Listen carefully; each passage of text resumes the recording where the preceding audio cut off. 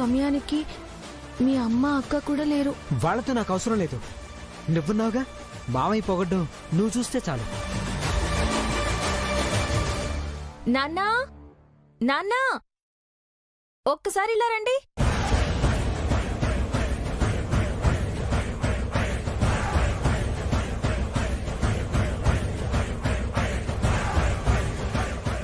ఏంటమ్మా?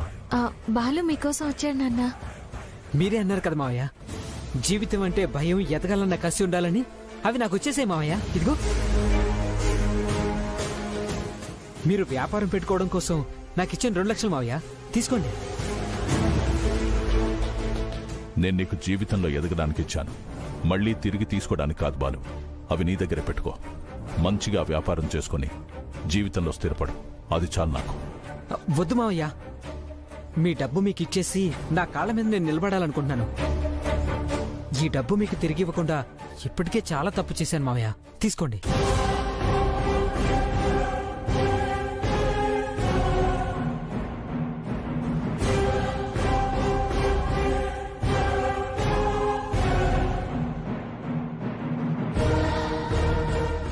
సరే బాలు, నీ ఆనందం కోసం తీసుకుంటాను.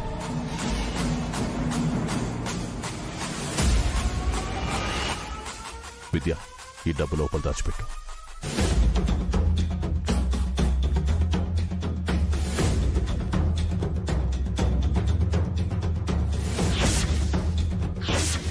ఆగు విద్య. మావయ్య, ఆ డబ్బులు కరెక్ట్గా ఉన్నాయో లేదో లెక్క చూసుకోండి.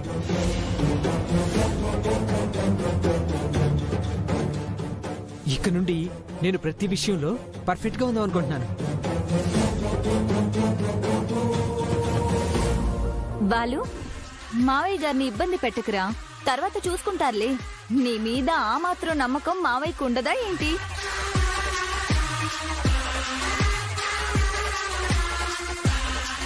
పద్మా, ఆ డబ్బులు తీసుకెళ్లి లోపల పెట్టమ్మా. అలాగేనమ్మా. ఆగదు.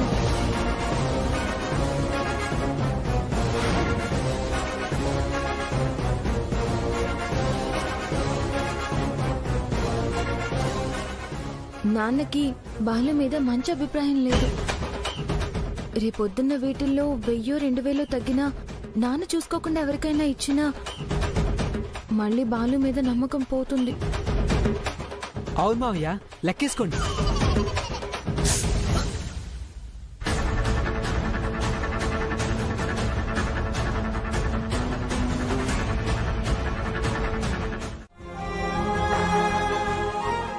వీరేశమైతే చెయ్యి కూడా చేసుకున్నాడు.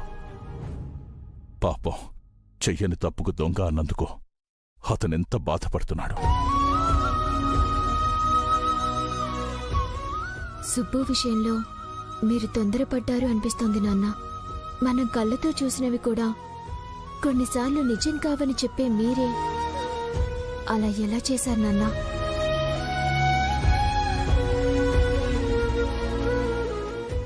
వాళ్ల కుటుంబం నన్ను క్షమించినా నన్ను నేను క్షమించుకోలేనమ్మా. జీవితాంతం ఈ బాధ నన్ను వేధిస్తూనే ఉంటుంది. ఒకసారి ఫోన్ చేసి ఇలా పొరపాటైందని సుబ్బు వాళ్ళ అమ్మగారితో ఒక మాట చెప్పండి నాన్న. ఫోన్లో పార్వతమ్మని అడగడం మాత్రమే కాదమ్మా, ఇంటికి వెళ్లి అందరి ముందు నాదే తప్పని సుబ్బుకి చెప్తాను. అప్పుడైనా అతని బాధ కొంతైనా తీరుతుందేమో. మీరా ఇంటికి వెళ్లి తలదించుకుంటారా మావయ్య? అదంత అవసరమా? ఎవరిని ఎక్కడ పెట్టాలో అక్కడే పెట్టాలమ్మా, లేకపోతే ఇలాగే జరుగుతుంది.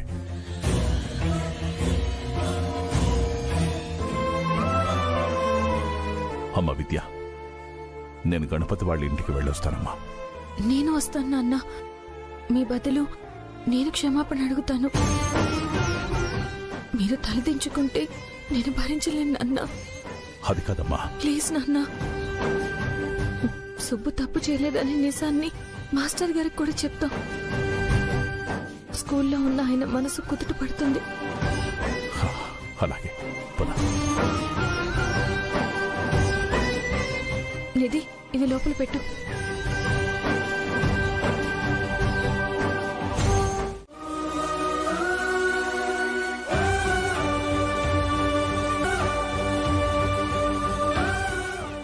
ముష్టి డబ్బులు ఎవరికీ అవసరం లేదు ఇక్కడ.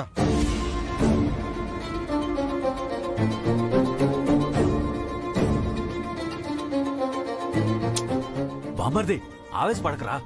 ఈ విషయంలో మాత్రం నాకు న్యాయం జరగాల్సిందే. జై అదే కథ ఆయన అడుగుతున్నారు. నేను అభిమానించే నా బాబాయ్ చేత నా కాలర్ పట్టించిన ఈయన నా కాళ్ళు పట్టుకోవాలి.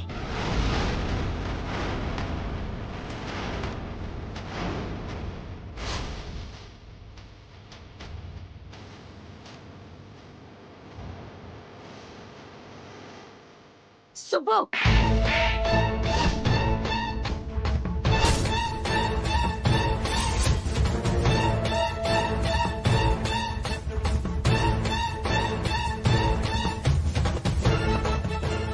నన్నెందుకు కొట్టావమ్మా?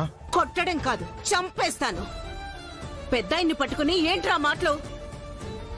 నాన్న తప్పు చేయకపోయినా ఊరందరి కాళ్ల ముందు మోకరిల్లి దండం పెట్టాడు. తప్పు చేసిన ఈయన నా కాళ్ళు పట్టుకుంటే తప్పేంటి? అప్పుడు అది న్యాయమైతే ఇప్పుడు ఇది న్యాయమే.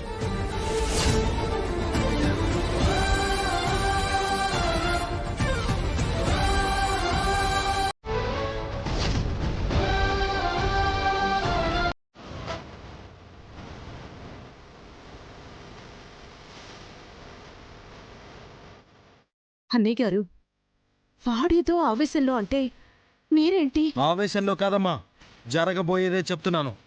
నేను వెనక్కి తగ్గను. ఒంటిగా ప్రవర్తించుకో, నేను చెప్పాను. నువ్వు ఆగు శ్రీశైలం.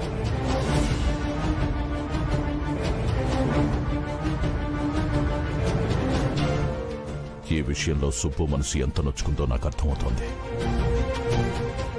పర్వాలేదు, నా కూతురు కోసం నేను ఎన్ని మెట్లయినా దిగుతాను.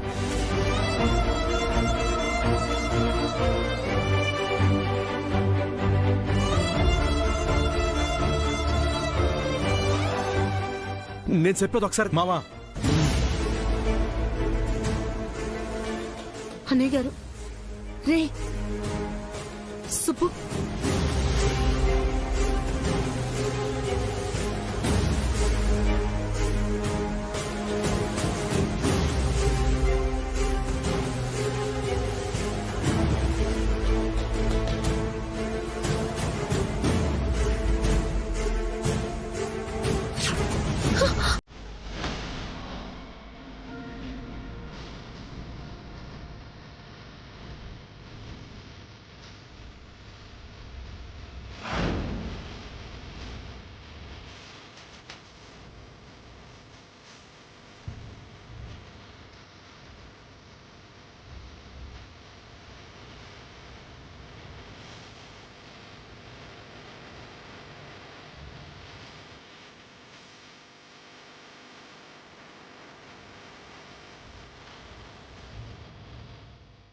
నా కోసం మీరొకరి కాళ్ళు పట్టుకోవాల్సిన అవసరం లేదు నాన్న.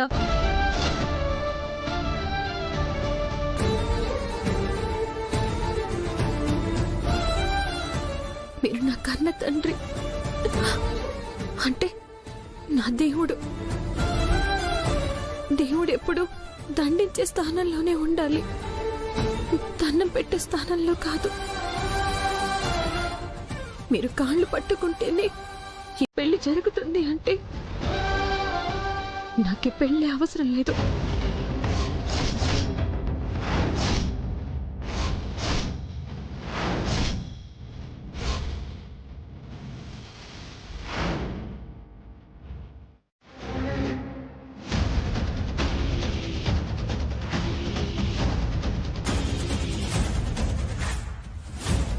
నువ్వు మామూలు దానివి కాదే. కరెక్ట్ టైంలో త్యాగం చేస్తున్నట్టు నటిస్తూ భలే ప్లేటు పిరాయిస్తున్నావు. మీరింకేం ఆలోచించకండి నాన్న. కోటీశ్వరులైన వీరేశం గారింటికి అక్క కోడలుగా వెళ్తే చాలా ఆనందంగా ఉంటుంది.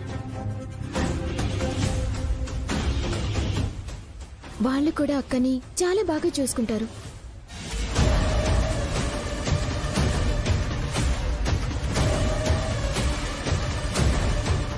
అన్నయ్య గారు, ఈ త్యాగాలు కాళ్ళు పట్టుకోవడాలు లేకుండా నేనొక ఉపాయం చెప్పనా?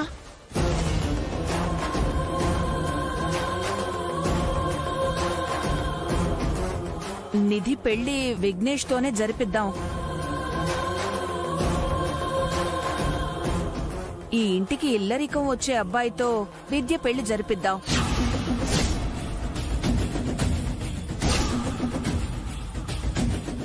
ఏమంటారన్నయ్య గారు?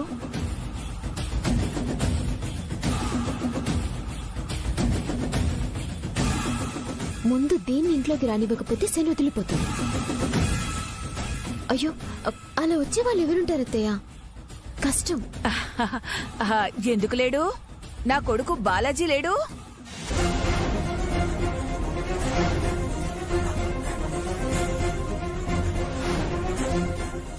గంగమ్మ, ఇంకోసారి నీ కొడుకు పేరు ఇంట్లో వినిపించకూడదు.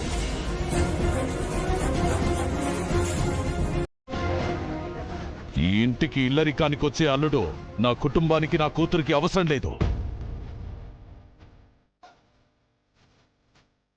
అదేంటన్నయ్య గారు, అల్లుడు ఇల్లరిక వస్తే మీ కూతురు మీ కళ్ళ ముందే ఉంటుంది కదా, ఆస్తి మొత్తం అల్లుడు చూసుకుంటాడు కదా. ఆడపిల్ల అత్తారింట్లో సంతోషంగా ఉంటుందంటే తన భర్త తనని గుండెల్లో పెట్టుకుని చూసుకుంటున్నాడని అర్థం. అతనే ఇల్లరికం వస్తే అతను వచ్చేది తన భార్య కోసం కాదు, తన భార్య ఆస్తి కోసం అని అర్థం. అలాంటి అల్లుడు నా కూతురికి అవసరం లేదు.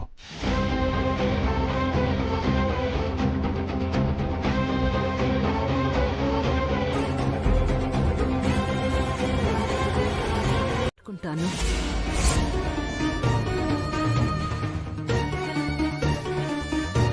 సుబ్బగడలా చేసినప్పటి నుంచి మా అక్క సన దిగులెట్టేసుకుంది. అందుకే ఆడి తరఫున మేము మీకు క్షమాపణ చెప్పడానికి వచ్చాం. తేరగా వచ్చే ఆస్తిని చిన్న కొడుకు పొగరుతో కాలదన్నాడని మీ అక్క దిగులెట్టేసుకుందేమో.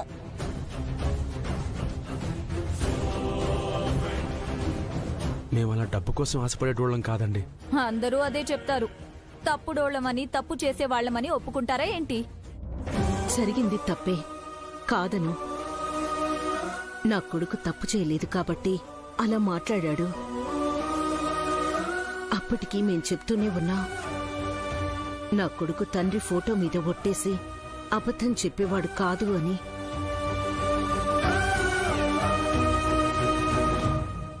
సరే చేయలేదు, అందుకేగా మా అన్నయ్య మీ ఇంటికొచ్చాడు. కానీ మీవాడు చేసిందేంటి? ఇప్పుడు ఆస్తి కోసం మా అన్నయ్య కాళ్ళు పట్టుకోవడానికి వచ్చారా?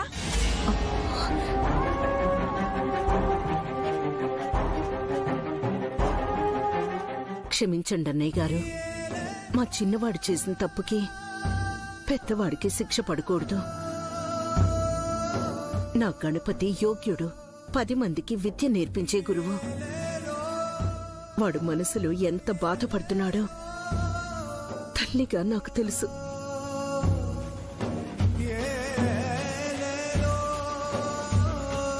అన్నయ్య గారు, వాడు నా మాట కాదండు. మేం డబ్బు కోసం ఈ సంబంధాన్ని కలుపుకోవడానికి రాలేదు. అది మీకు అర్థం కావాలంటే నేను, నా కుటుంబం గణపతితో సంబంధం తెంచేసుకుంటాం.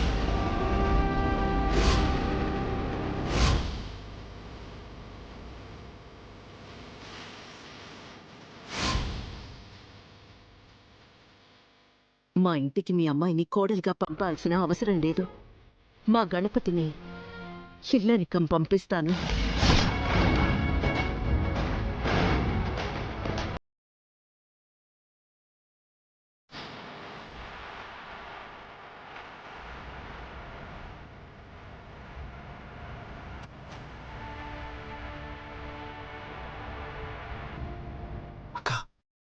నువ్వాగరా.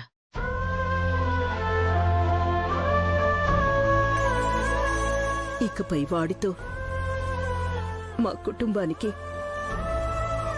ఎలాంటి సంబంధం ఉండదు.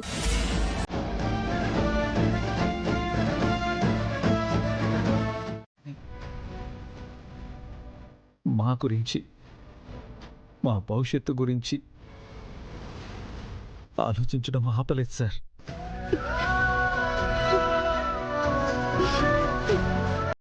మా కళ్ళలో కన్నీళ్లు చూసి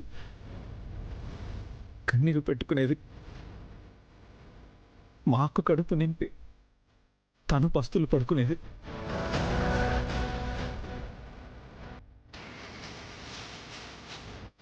ఇంకా మా మావయ్య గురించి చెప్పాలంటే, అక్కకి పెళ్లి చేసేసాం కదా, ఇంకా ఆవిడ కర్మ అని కష్టాల్లో వదిలేయకుండా తన జీవితాన్ని మా కోసం త్యాగం చేసి మేమంతా జీవితాంతం రుణపడిపోయేలా చేసుకున్నది.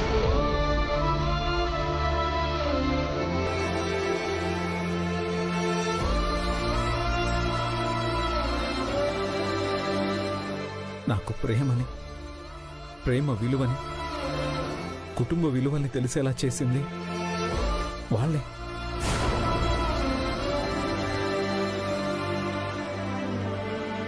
వాళ్ళే లేకపోతే ఈ గణపతి లేడు సార్.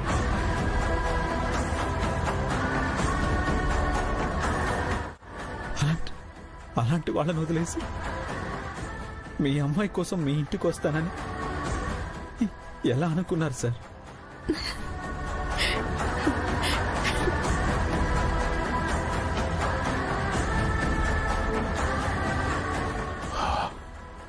నేను కాదు, మీ అమ్మగారే నువ్వు వస్తావని మాటిచ్చారు. ఆవిడ గారికి నా ప్రేమ కోసం నన్ను వదులుకునేంత ప్రేమ ఉందేమో గాని, నేనైతే మా అమ్మని, నా కుటుంబాన్ని దూరం చేసుకుని మీ అమ్మాయితో సంతోషంగా మాత్రం ఉండలేను సార్.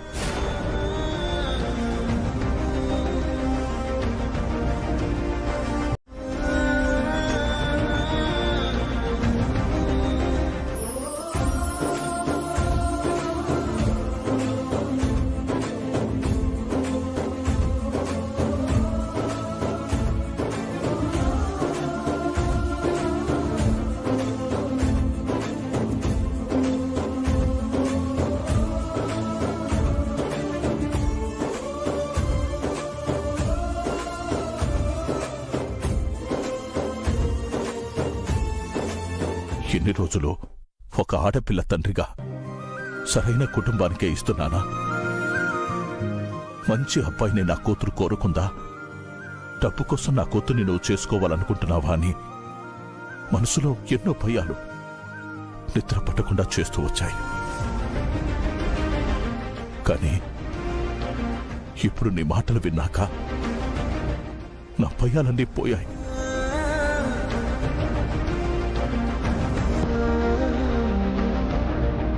పార్వతమ్మ, శ్రీశైలం,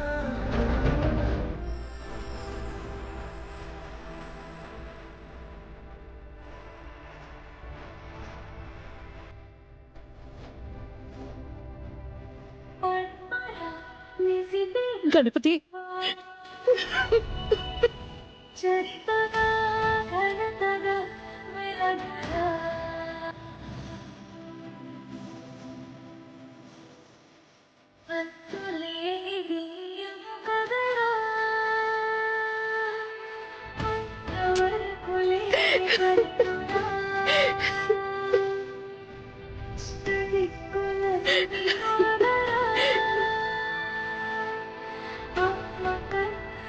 పార్వతమ్మ, శ్రీరాముడు లాంటి కొడుకును కన్నావమ్మా.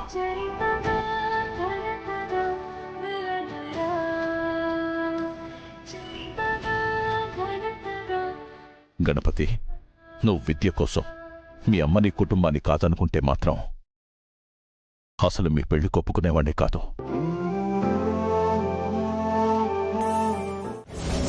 ప్యూనా? అవును, మా ఆయన కరస్పాండెంట్ గా ఉన్న స్కూల్లో వాడు ప్యూను. నిజమా అమ్మా? నీకు నేను ఎలా కనిపిస్తున్నాను? అబద్ధాలు చెప్పేదానిలా కనిపిస్తున్నానా? అబ్బే, అలా అనలేదమ్మా. ఎంతకే వాడు నీకెలా తెలుసు? దూరపు చుట్టంలేమ్మా. వస్తాను.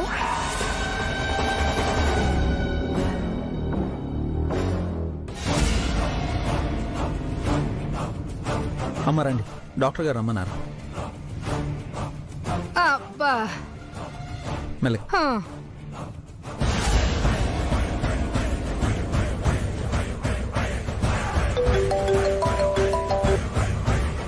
చెప్పమ్మా.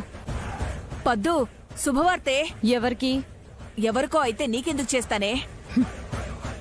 మాస్టారు మాస్టారు అని విద్య కలవరిస్తున్న ఆ గణపతి మాస్టారు కాదంట. వాడా స్కూల్లో ప్యూనంట. బాలాజీ తాగితే నీకు మైకం కమ్మిందా ఏంటి? నడుం నొప్పి వల్ల నిద్ర పట్టడం లేదని హాస్పిటల్కొచ్చానే. ఇక్కడ ఆ స్కూల్ కరెస్పాండెంట్ భార్యని తీసుకొని ఆ గణపతి వచ్చాడు. అనుమానం వచ్చి ఆరా తీశాను. అప్పుడేం జరిగిందంటే, మా ఆయన కరస్పాండెంట్ గా ఉన్న స్కూల్లో వాడు ప్యూను. అంటే నిజమే అన్నమాట. అమ్మా, నువ్వు వెంటనే ఇంటికొచ్చేసే. మావయ్యతో మన ఇంట్లోనే పంచాయతీ పెట్టించేసి వాడితో పెళ్లి క్యాన్సిల్ చేస్తాను. ఇంత దూరం వచ్చింది కదా, పెళ్లి ఆగితే పరువు పోతుందని పెళ్లి చేసేద్దాం అంటేను. మావయ్య చేసుకోమన్నా ఆ గణపతి మాస్టర్ కాదని తెలిస్తే విద్య పెళ్లి ఆపేయమంటుంది.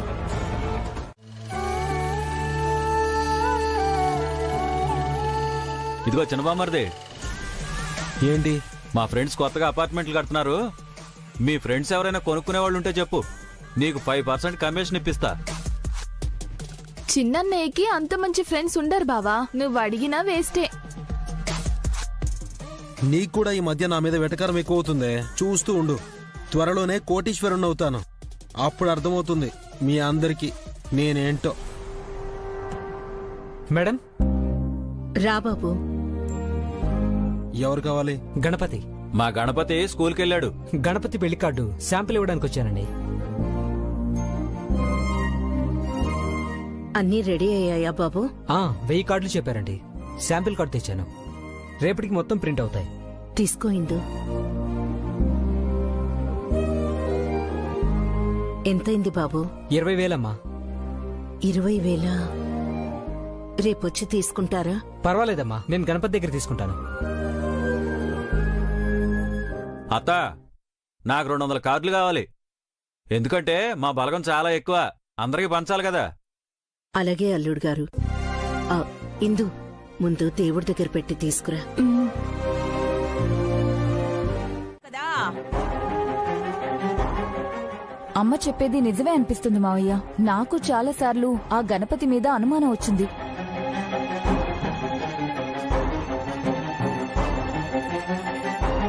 ఆ గణపతి నిజంగా మాస్టర్ కాకుండా ఉంటే చాలు, ఈ పెళ్లి ఆగిపోతుంది. వెంటనే విఘ్నేష్తో ముడిపెట్టేయచ్చు. నాకు తెలిసి ఇంట్లో అందరూ కలిసే ఆస్తి కోసం మాస్టర్ అని నాటకం ఆడుంటారు.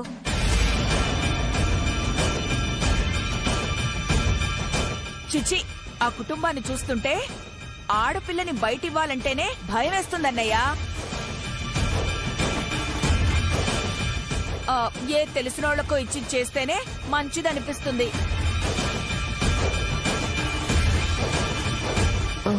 ఎవరికిచ్చి చేయాలన్నది తర్వాత విషయం. ముందు మీరు చెప్పింది నిజమని తెలుసుకోవాలి. నిజమైతే పెళ్లి క్యాన్సిల్ చేయాలి.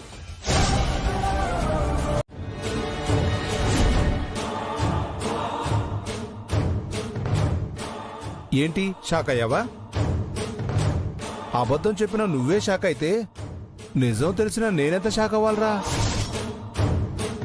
మీ ఇంటి దగ్గర పనుండి వచ్చాను. సరే, నువ్వు ఉన్నావేమో అనుకుని మీ ఇంటికి వెళ్ళా.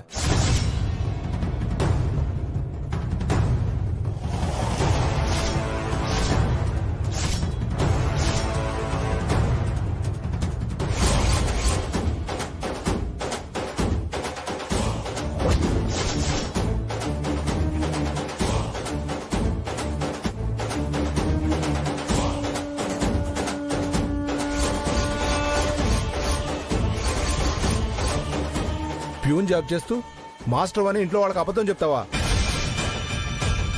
అంటే నువ్వు ఆదినారాయణ గారికి వాళ్ళ అమ్మాయికి కూడా మాస్టర్ అని అబద్ధం చెప్పావురా?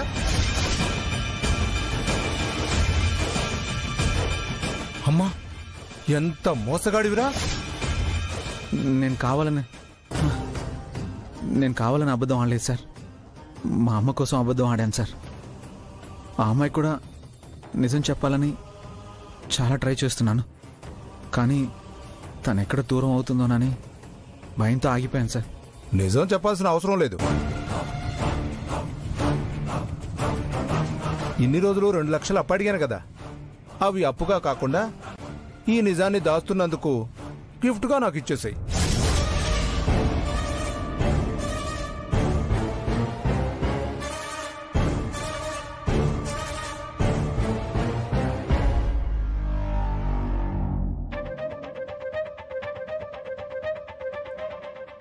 అది కాదు సార్.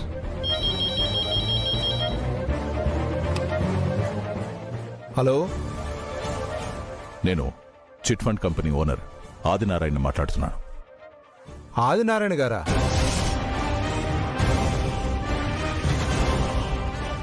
అవును. మీ మామ ఫోన్ చేశాడ్రా? లేదు సార్. చెప్పండి సార్. శంకరం మాస్టర్ వాళ్ళ అబ్బాయి గణపతి మీ స్కూల్లో ప్యూన్గా చేస్తున్నాడా లేక మాస్టర్గా చేస్తున్నాడా?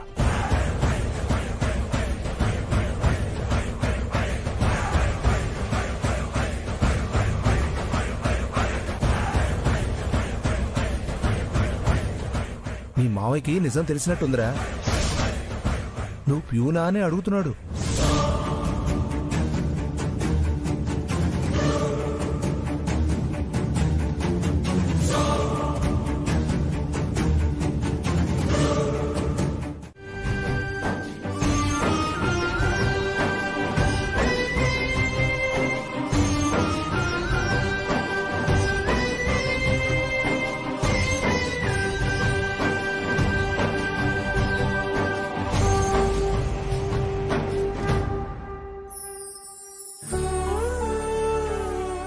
మా వాళ్ళు గణపతి మాస్టర్ని అవమానించినందుకు నన్ను క్షమించు స్వామి.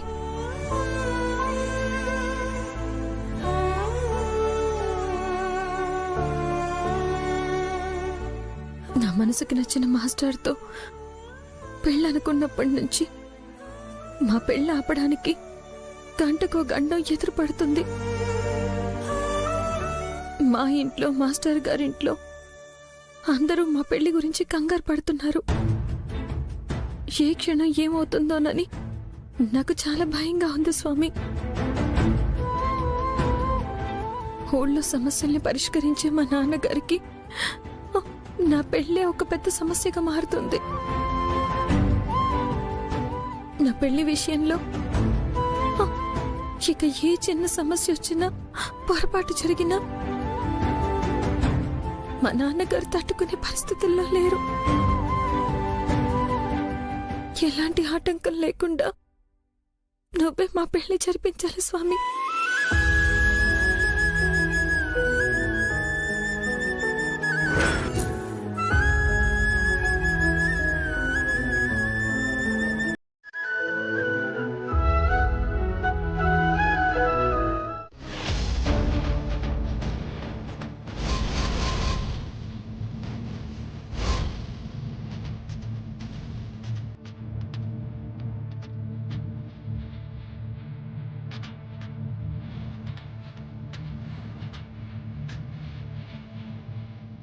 ఇద్దరమ్మాయిల పెళ్లిళ్ళు ఒకేసారి చేస్తుంటే మీకెలా ఉందో గాని మాకు మాత్రం చూడ్డానికి 2 కళ్ళు సరిపోవడం లేదు. మా అత్తయ్య వాళ్ళకి దిష్టి పెట్టకుండా త్వరగా పసుపు రాసేయండి. బంగారంలా మెరిసిపోవాలి. పెళ్లి కొడుకుల్ని డామినేట్ చేసేయాలి. అలాగే లక్కీ. కాకపోతే ముందు మీ అత్తయ్య వాళ్ళు మా అందరి కాళ్ళకి పసుపు రాయాలి. అదే ఆచారం. మనకంటే ముందు ఇంట్లో ఉన్న వాళ్ళ అత్తయ్య వదినకి రాయాలి.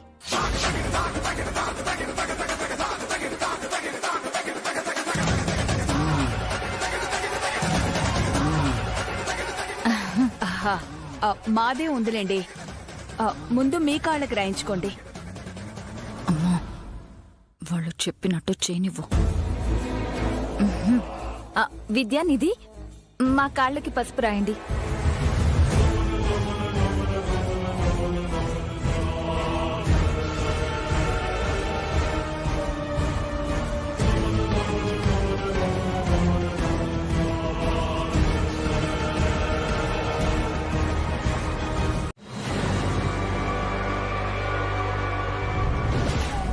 పసుపు మంచిదే కదా, పైగా యాంటీబయాటిక్, అలా ఎలా మండుతుంది? అదే నాకు అర్థం కావట్లేదన్నయ్య. పెళ్లి కూతుర్లకు రాయాల్సిన పసుపు నేలపాలైంది. ఇదేమైనా అశుభమా? అలాంటి భయాలేమీ అవసరం లేదు నారాయణ గారు. పెళ్లి కూతుర్లకు రాస్తుంటే వాళ్ళ చేతుల్లో నుంచి జారలేదు కదా. మంట ఎక్కువైపోతుంది నాన్న.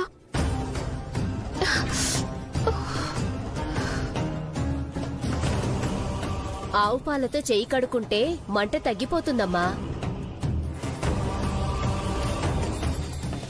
నేను తెస్తాను.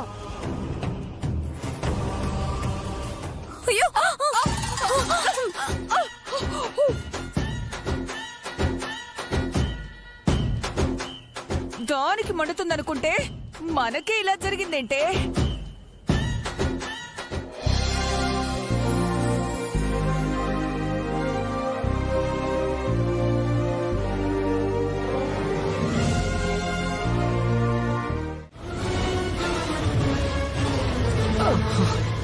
బాలు, ఏమైంది? బాలు, బాలు, బాలు,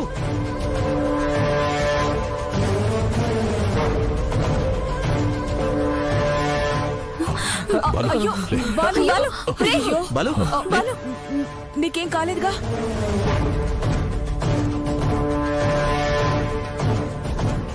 అసలు కరెంటు షాక్ కొట్టడం ఏంటి?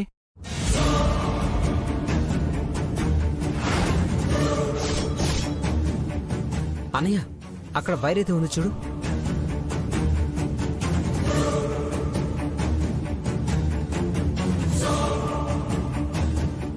బహుశా అది డెకరేషన్ లైట్స్ వైర్ అనుకుంటా. బాలుకి పెద్ద ప్రమాదమే తప్పింది.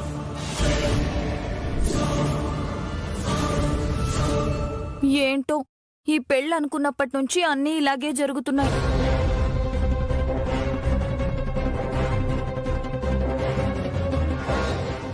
మావయ్య, నాకెందుకో భయం వేస్తుంది. ఎందుకైనా మంచిది మళ్ళీ ఒకసారి విద్య వాళ్ళ జాతకాల్ని సిద్ధాంతి గారికి చూపిస్తే బాగుంటుంది.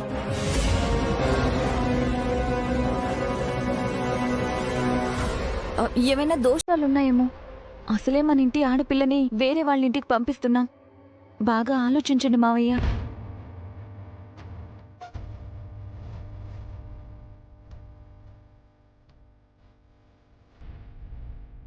మీరేమంటారు పంతులు గారు? 1కి 10 సార్లు చూసే నేను ఈ ముహూర్తం పెట్టాను. మళ్ళీ చూసుకోవడం తప్పేం కాదు, కానీ పందిరాట్నం పాతటం, ఇంత దూరం వచ్చాక ఆపడం మంచిది కాదు. ఈ కార్యం అయ్యాక మరోమారి సిద్ధాంతి గారికి చూపించుకోవచ్చు.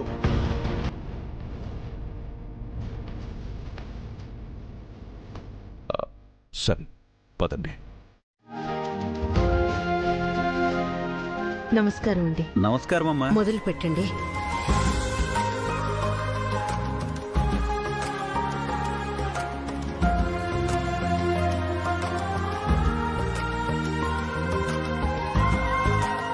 అవునమ్మా, ఇంతకీ గుణపమేది?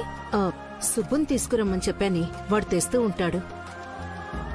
ఏంటత్తయ్య, మన సుబ్బుగాడికి మాటలతో గుచ్చడమే తెలుసు అనుకున్నాను. గుణపంతో గుంటలు కూడా తీయటం వచ్చా? త్వరగా కానివరా. ఇక్కడ తీ బాబు.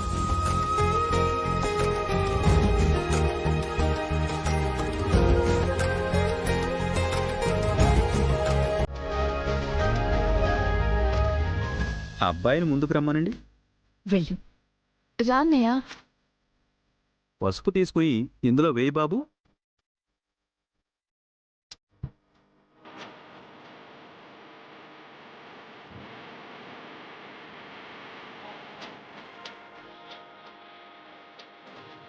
అది బాబు చేతికి ఇవ్వండి.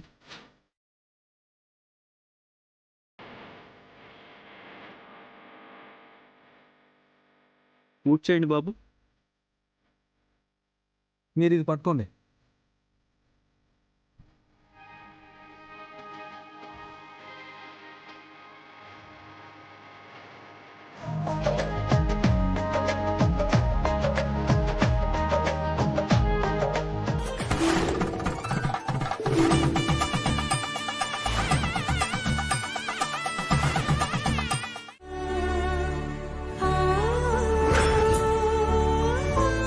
అబ్బాయిని చూసిన ప్రతిసారి మా విద్య సీతమ్మలా అబ్బాయి శ్రీరామచంద్రుడిలా కనిపిస్తున్నారు.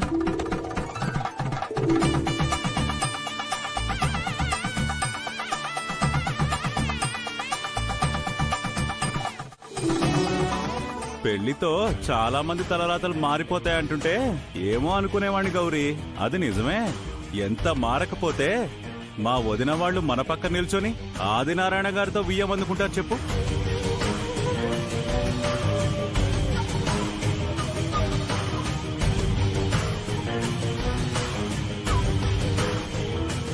ఇంట్లో నక్కని పెంచుకొని గణపతి లేచే ముందు రోజు తొక్కుతున్నాడేమో నాన్న.